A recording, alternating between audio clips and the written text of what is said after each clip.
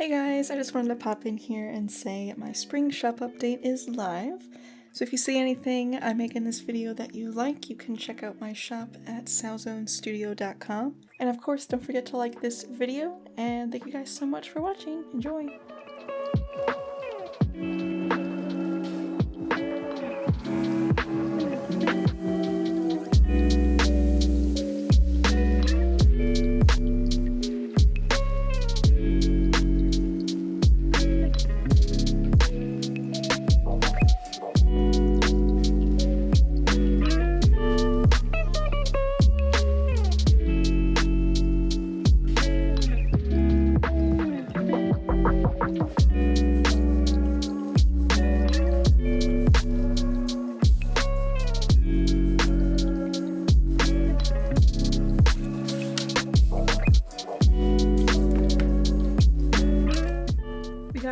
Supplies here, just some parchment paper just to easily move the clay around. I'm using some original Sculpey. I only have a little bit left of this, so I'll have to buy some more after this round of magnets. I made some little stencil cutouts for the shapes that I'm going to be sculpting into magnets, so those will be really useful. A little rolling pin or anything, you know, like a big marker or something you can use. And then my sculpting supplies, tools and such that I like to use. And I think that's pretty much all. Yep, that's all we need in here. I believe these are the Sculpey brand tools. There's some pretty useful tips on these. Some ball tips too to make some little round details and such. And then this I use to cut out the little stencils that I have in the clay. And then I have these little long, I guess they're like kebab skewers, that I just taped 3 of them together. And I'm gonna tape them down to my surface so it becomes like a little track for the rolling pin to glide across. That way the sheet of clay that I'm rolling out will be the same thickness all throughout, which is really good, so it's a nice even thickness, so there's no thin spots where it might be more prone to breaking.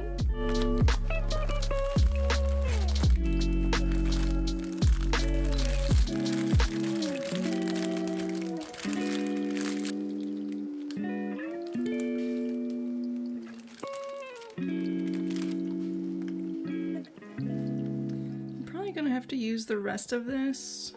I might even not have enough for this batch. I think it's gonna be like 14 magnets, so we'll see if I have to get any more.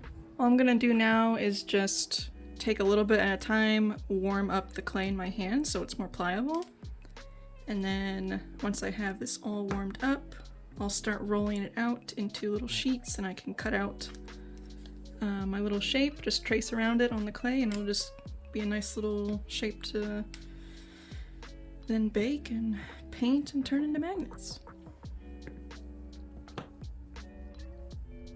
I'm not going to really be talking too much about how I'm making the clay magnets this time around. I made a whole video on that a little while ago, so I'll probably link it in the description. And if you're more curious about some of the things I'm doing and why I'm doing it, definitely check out that video. Alright, it's pretty soft now. So now let's start cutting out some of these shapes. This time around I have some little leaf designs that I think would be really cute, and a little lily pad, a couple of fish, little clownfish, and just like a, I don't know, minnow or something, and a few more cat designs, and the goats. I really loved how the goat design came out the first batch of clay pins I did. So I wanted to do a few and have them as magnets because I really loved the design. I'm just gonna pinch off a little bit of clay here, really making sure that all of these seams are kind of pushed together as best as I can. That way it's less prone to cracking during the baking process. And I'm just gonna go ahead and start rolling it out. And while these little tracks here are great to get it started, it is still a little bit too thick than what I would like. So I'm actually going to peel it off and roll it off to the side here just to get it a little bit thinner. But trying to keep as even pressure as I can. And let's see how thick that is. Alright, we're pretty good. Alright, now I think I'm gonna start with the cats. I can get 2 on this. I need at least 3. And try and go for 3 cat designs this time.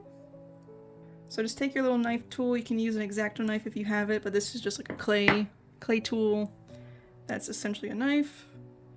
And we're just gonna trace around our little stencil. Obviously it'd be easier if I somehow made like a cookie cutter, but I'm using what I have at the moment, which is little stencils that I can easily make. Gently peel it up, and then the next step after I get all of these roughly cut out is to just clean up the edges so it's a little bit more neat. See, that's kind of how it looks when it's just cut out. Really rough around the edges, but we will smooth them out.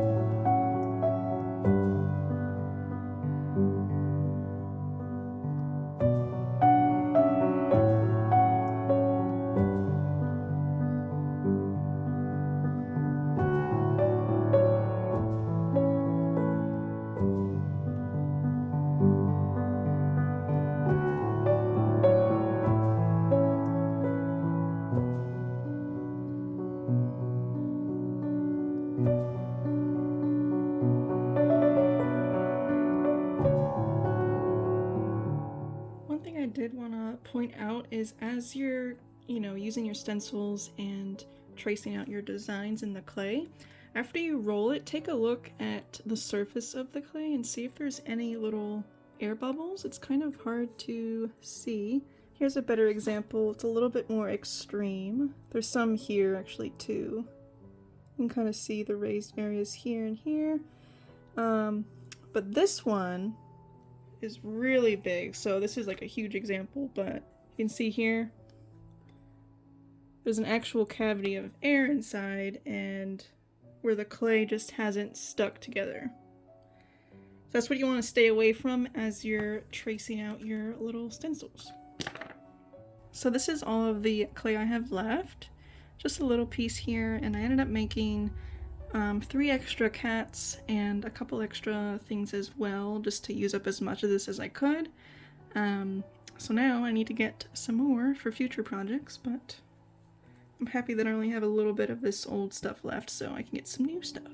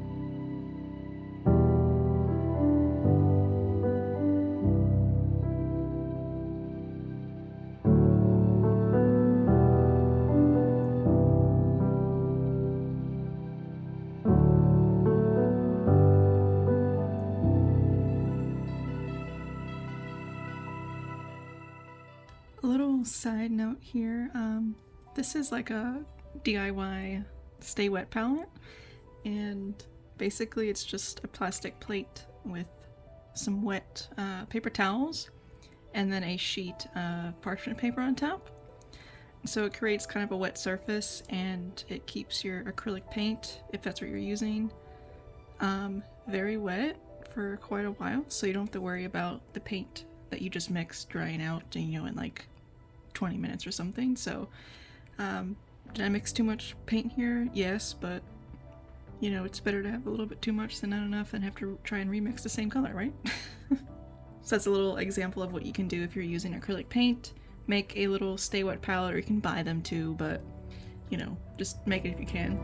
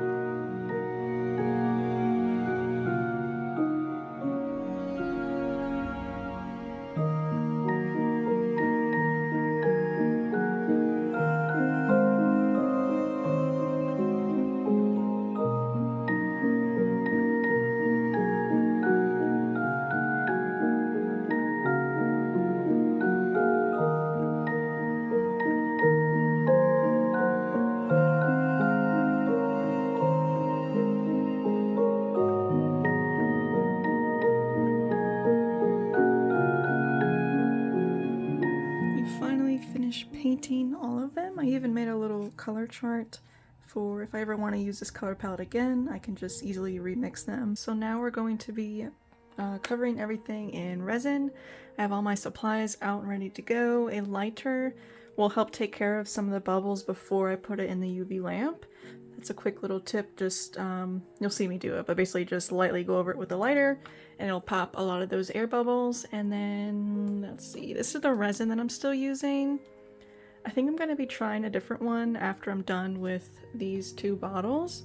So yeah, so I'm just going to go ahead and coat these all in resin and I'll show you the finished product, and then we'll still have to do the backing cards, but that's for probably after this. If I still have time today, I'll probably work on the backing cards.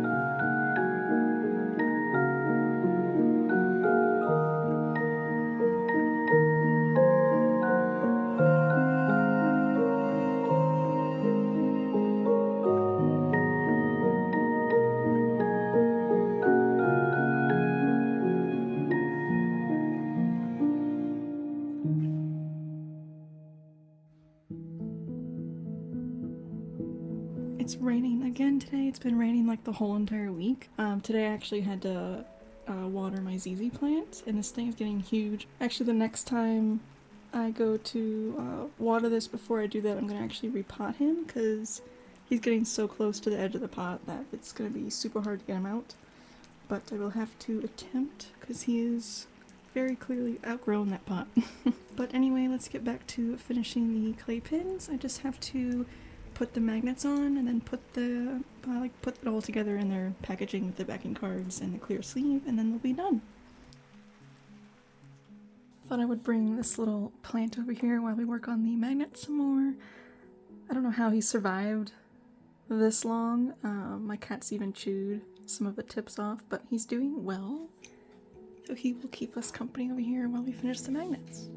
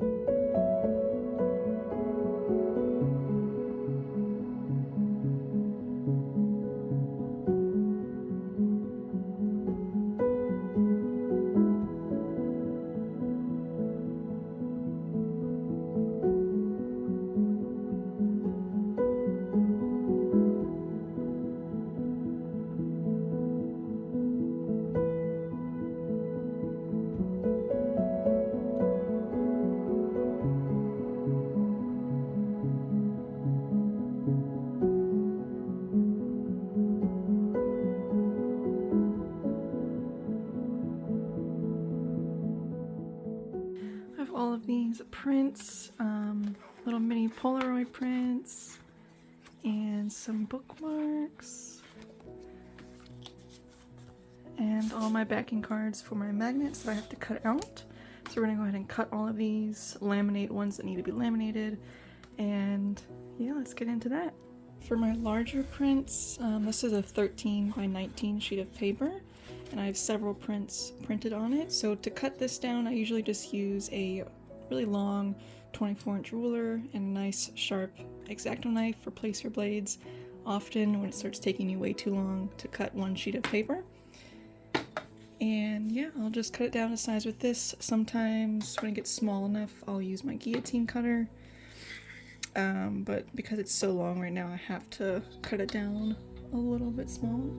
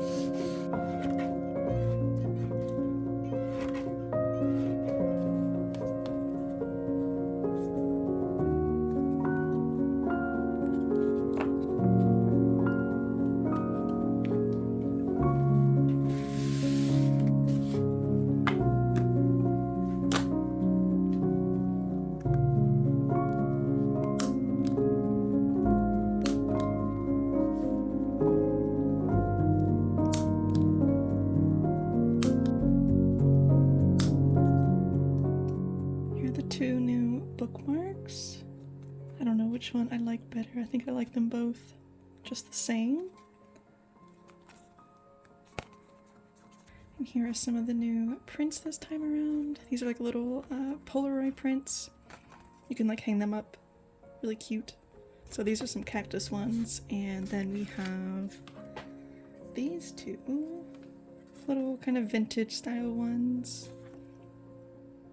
Little calico cat king. It's kind of like what if back in the day, like hundreds of years ago, they had Polaroid cameras. This is what they would look like. They're so cute.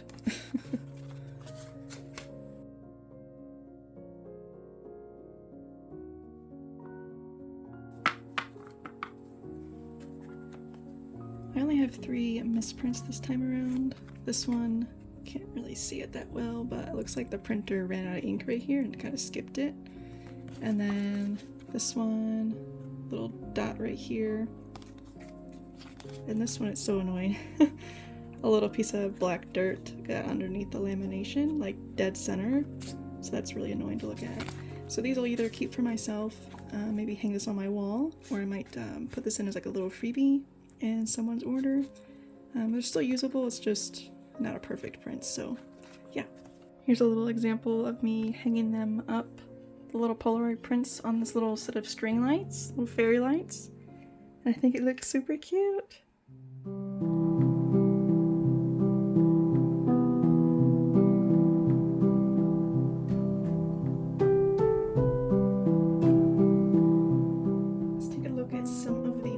I was trying to find a place where I can, stick them on some metal, and this was one of the best spots that I have currently. This is just like my little desk drawer. But yeah, so here is one of the leaves. A few of the leaves and the lily pad, and they just stick right on.